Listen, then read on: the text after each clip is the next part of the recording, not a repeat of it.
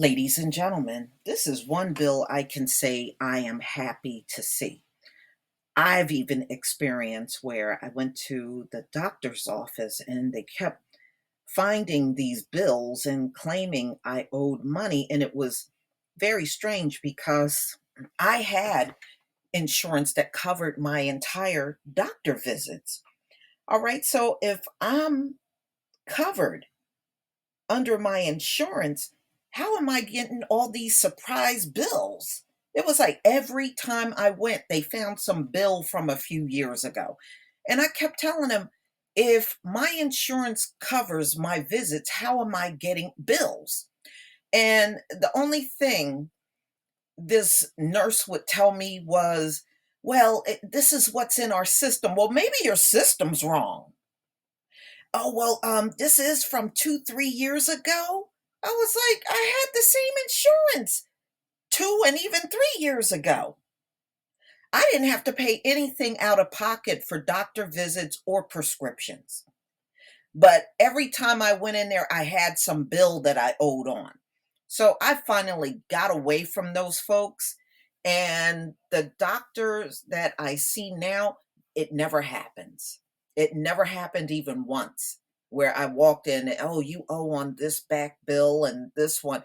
Never did it to me even one time. And I know a lot of people that experienced this. I had some family and friends that we talked about this. So this is effective as of today, ladies and gentlemen. Federal law bans many types of out of network medical bills and put the onus on doctors and the health insurance companies to resolve their payment disputes. Why it matters?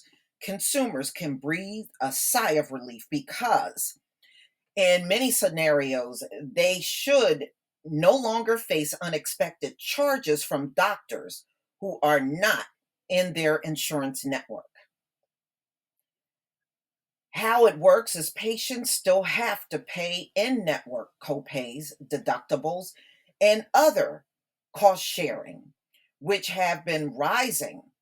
But any additional out of network bills are now prohibited for the following services: emergency care in a hospital ER, a freestanding ER, or urgent care center, elective care at an in network hospital or surgery center, but where doctors, notably anesthesiologists, pathologists, radiologists, and assistant surgeons, may be out of network.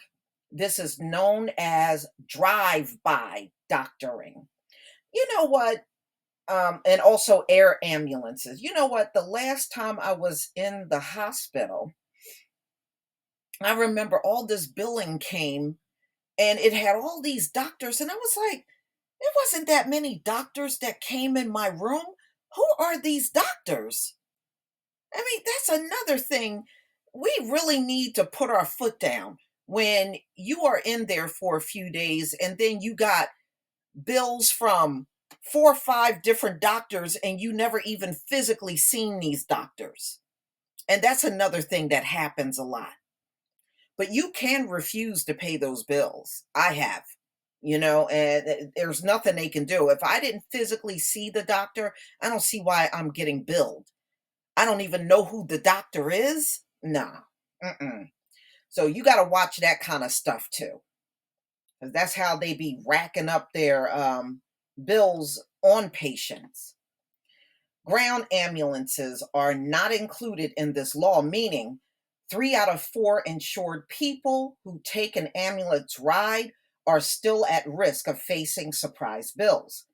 Behind the scenes, instead of sending out bills, doctors and insurance companies have to resolve their differences while holding the patient harmless.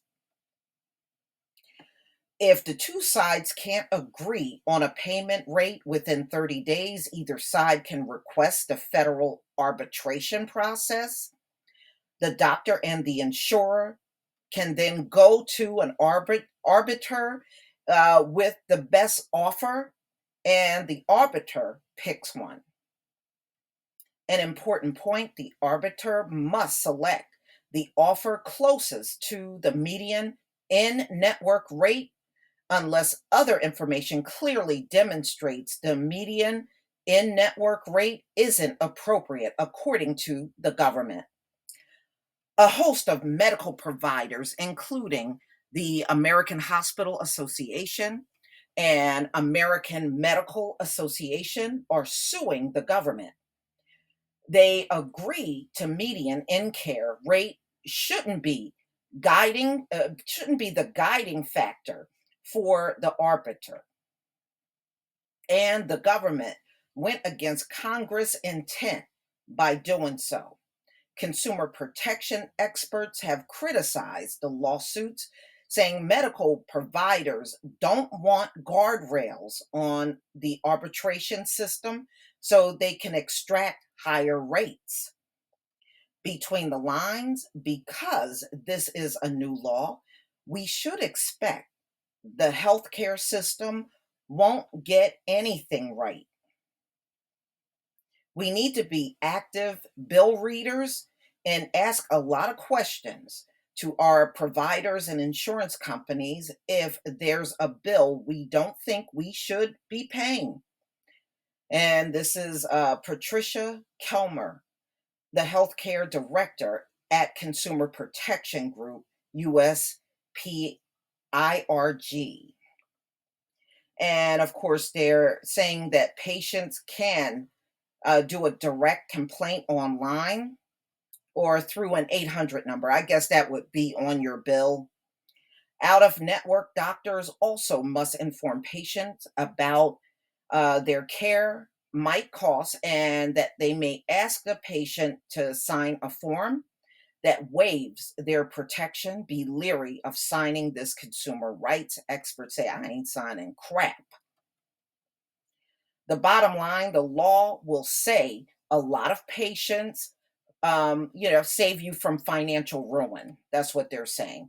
And, but a lot of gaps remain in the healthcare system. Yeah, definitely read your bills. Like I said, I remember when I got my appendix removed, there had to be about 4 doctors that billed, and I didn't see these doctors. Now I saw my family doctor. They came probably like once every day to check on me, and the surgeon came, and he made a couple of visits during the time I was in there. And then it had all of these other doctors. I told the insurance company, I don't know who these people are, and they never came in my room. Who are they? I'm not paying. No, I wouldn't pay none of them. How the hell you gonna bill somebody and you didn't even come in the room to even see or do anything? But they do that. And if you don't start questioning those things, they easily get away. Many of these doctors are getting paid for work they didn't even do. So, y'all, please tell me what you think about this bill. I do think this is good. Now that you got this done, Congress, get our reparations done. Sit your butts down and do some real work.